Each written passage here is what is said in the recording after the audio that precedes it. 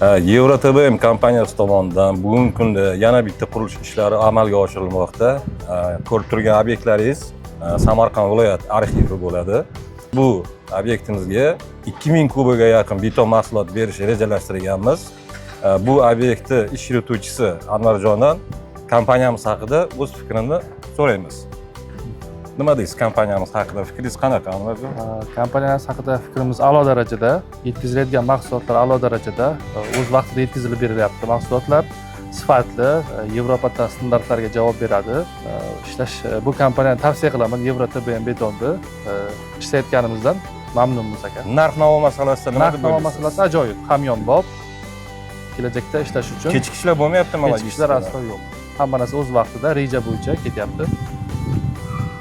Ishlayotganimizdan xursandmiz sizlar bilan. Katta rahmat.